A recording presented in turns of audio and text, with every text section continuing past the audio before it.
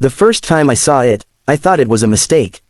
A sleek, oversized RV gleaming under the warm lakefront sun, parked like it belonged there, on my lot. My empty lake cabin lot, the one I had bought a year ago with big plans to build a quiet little getaway, a slice of serenity away from the chaos of city life. The grass was still growing wild, the dock was nothing more than a weathered skeleton, and the only thing that should have been standing there was a private property sign staked near the gravel entrance. But there it was, an RV I didn't own, plugged into nothing, sitting like a stubborn boulder that had decided the earth was its rightful home. It had been months since I last visited the property. Work had been hectic, and the cabin project had been on hold while I waited for permits and designs to be finalized. I had driven up this weekend just to check on things, make sure no one was dumping trash or trespassing. The lake community was managed by an HOA, one of those strict ones with newsletters, meeting minutes, and petty rules about mailbox heights and lawn lengths. I figured that meant things would stay in order. I figured wrong. From the moment I pulled up, something felt off. There were fresh tire tracks in the gravel. The RV wasn't just parked crookedly across the lot, it had a folding chair set up beside it, a cooler half buried in the shade, and footprints weaving between the trees as though someone had been here a while. It wasn't abandoned. Someone had set up camp on my land.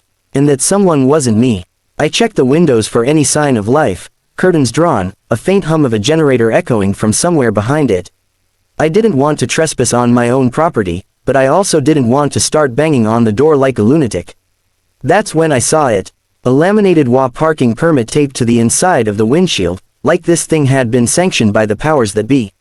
It didn't make sense. I paid my dues. I followed the rules. The lot was registered in my name, the taxes paid up, the records clean. Why was there an RV here? Who decided it could stay? As I walked the perimeter of the property, I noticed more details that unsettled me. A makeshift fire pit of stones arranged near the lake's edge, tire ruts where the grass had been worn away, and what looked like a sewer hookup that had been crudely dug into the soil. This wasn't just a weekend guest. Someone was living here like they owned the place. I drove straight to the HOA office, a squat little building with beige siding and a row of flagpoles that hadn't flown anything but the American flag in years. Inside, the air smelled like paper and dust. The woman at the front desk barely looked up as I explained what I had found. Her eyes flicked to her screen, fingers tapping something into the keyboard. "Oh, that," she said finally, with the kind of sigh that sounded rehearsed. "That's probably Karen's. She's been using that lot for a few weeks now. We figured it was approved." "Karen?" I asked. "Approved by who?" She hesitated. "Karen is on the HOA board. She said the lot was unused and there was an understanding." An understanding. That word lodged in my brain like a splinter. There was no understanding. No one had called me, emailed me, or even slipped a note into my mailbox. I had never given permission for anyone to park on my land, let alone set up camp. When I pressed further, the receptionist's politeness started to crack, revealing that classic HOA defensiveness I'd heard about but never witnessed firsthand. Karen was, apparently, a bit of a fixture in the neighborhood. She'd lived here for over a decade, always the first to volunteer for committees, always the loudest voice at meetings. The kind of person who believed her involvement granted her authority, whether or not the rules actually said so. I drove back to the lot that evening, the sun dipping low across the lake, turning the water gold. The RV was still there. Lights twinkled inside now, shadows moving behind the curtains. It wasn't just a parking spot anymore, it was someone's summer home. On my property, without my consent. Anger simmered, but underneath it, unease started to creep in. This wasn't just a matter of moving a vehicle. This was a matter of boundaries, of rights. I wondered what would happen if I left it alone for too long. Would they start receiving mail here? Claiming squatters' rights, turning my future cabin into their permanent vacation spot? I decided to document everything. I took photos of the RV, the fire pit, the permit sticker. I saved my emails to the HOA, timestamped and unanswered. Because something told me this wasn't going to be resolved with a polite conversation. Something told me this was only the beginning. The next morning, the RV door was open.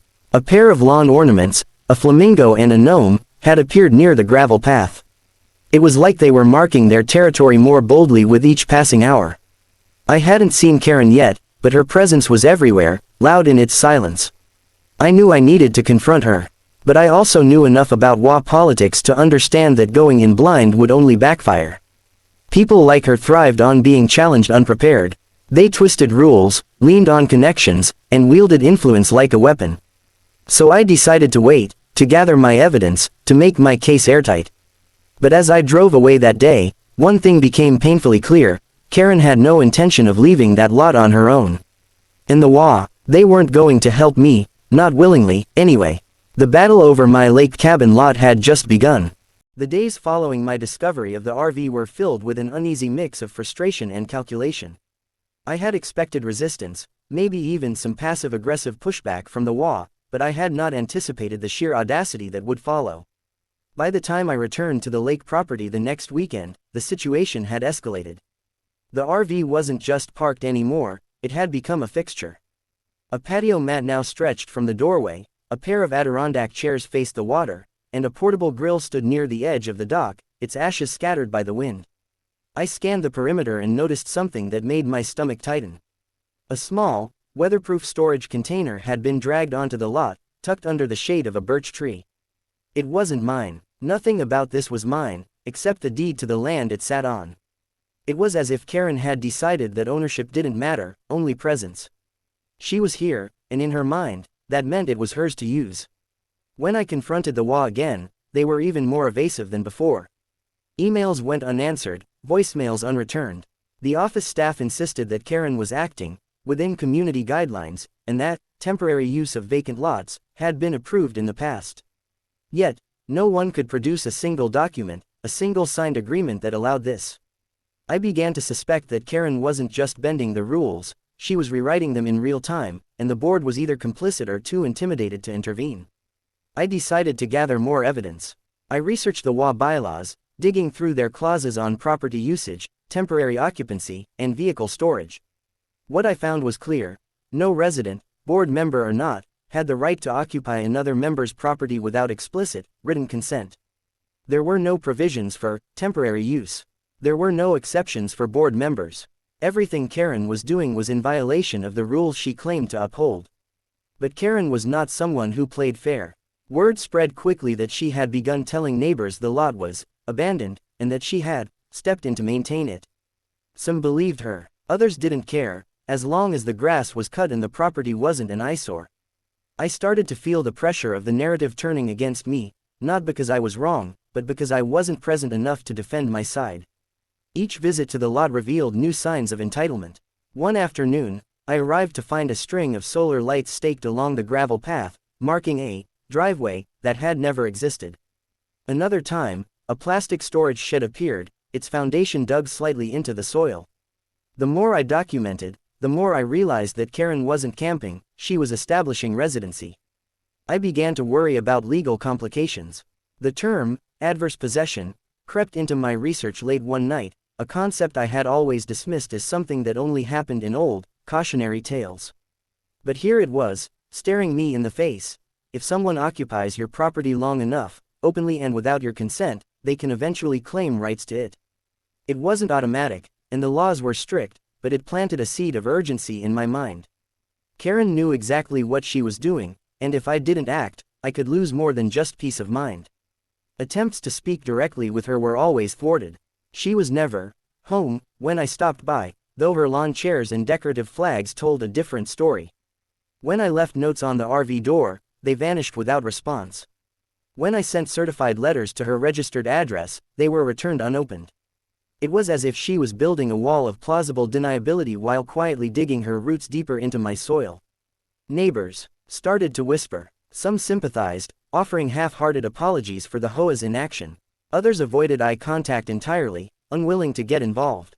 Karen, meanwhile, was seen at community events as if nothing was wrong, her smile broad and her tone sweet as she reminded everyone how much she cared about the lake. The HOA board finally responded to my mounting complaints with a formal letter. It was condescendingly polite, full of vague reassurances that the matter was under review, and that no permanent harm was being done. They advised patience, citing community harmony as a priority. Nowhere did they address the blatant trespassing. Nowhere did they commit to removing the RV. By the third week, Karen had installed a small, collapsible fence along one side of the lot. That was the breaking point.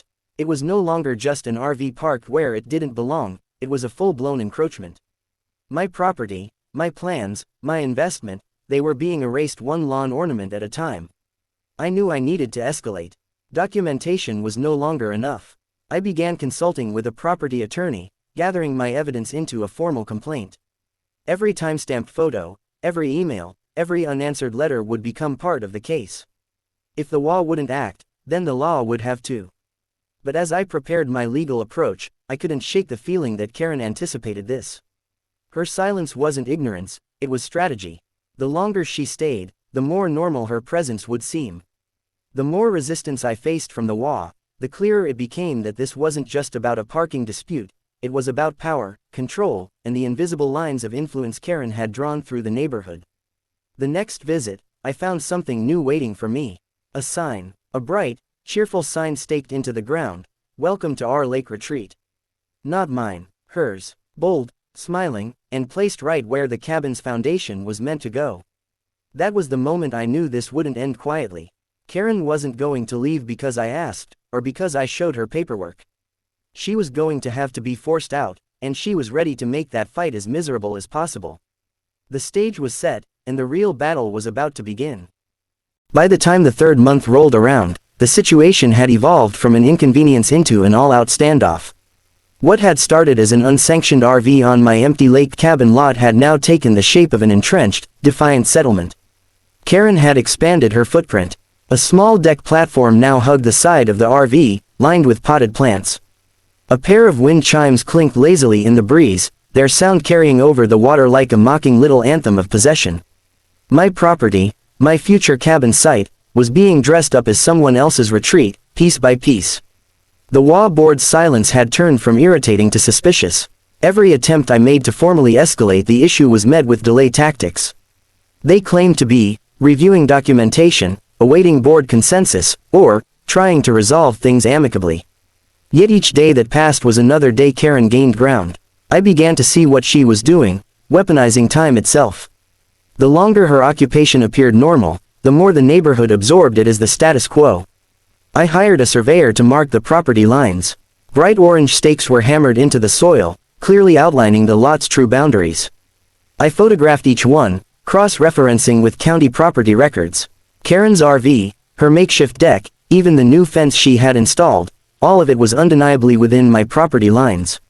The evidence was irrefutable, but evidence meant nothing if no one was willing to enforce it. Karen, of course, continued to avoid me. She became a phantom of the lakeside, present but always just out of reach.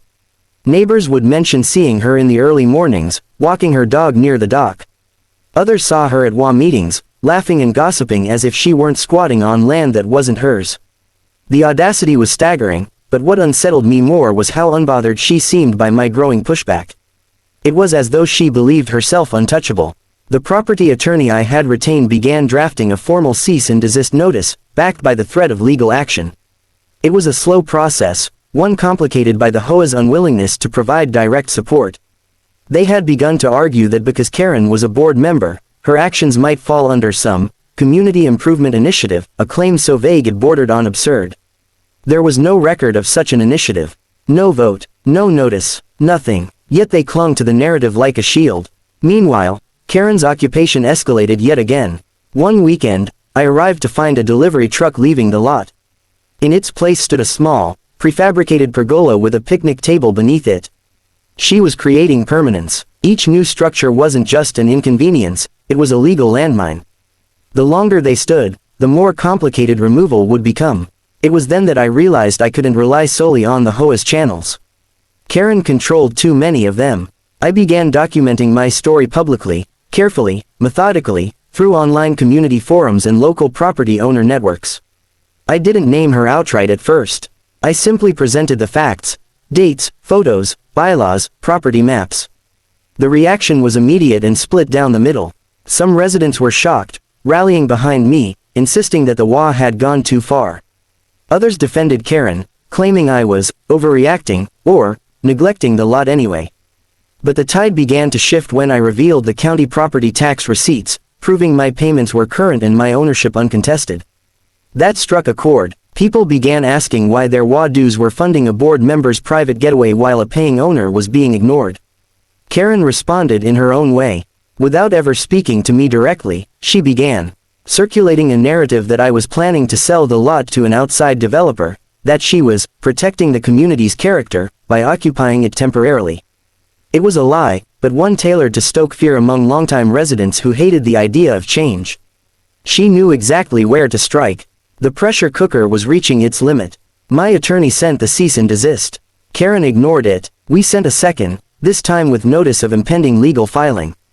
Still, nothing. Instead, she planted a set of private property, no trespassing signs of her own, right at the entrance. The irony would have been funny if it weren't so maddening. As summer waned, my patience did too. The lot I had envisioned as a quiet cabin retreat had become a battlefield of passive-aggressive maneuvering, HOA politics, and creeping trespass. I stood there one late afternoon, the sun casting long shadows across the water, and made a decision: this would not drag on into another season. If the HOA refused to act, I would bring in the county enforcement officers myself. Karen could posture all she wanted, but the deed was in my name. The law, ultimately, was on my side. Yet I knew the moment I pulled that trigger, the conflict would explode.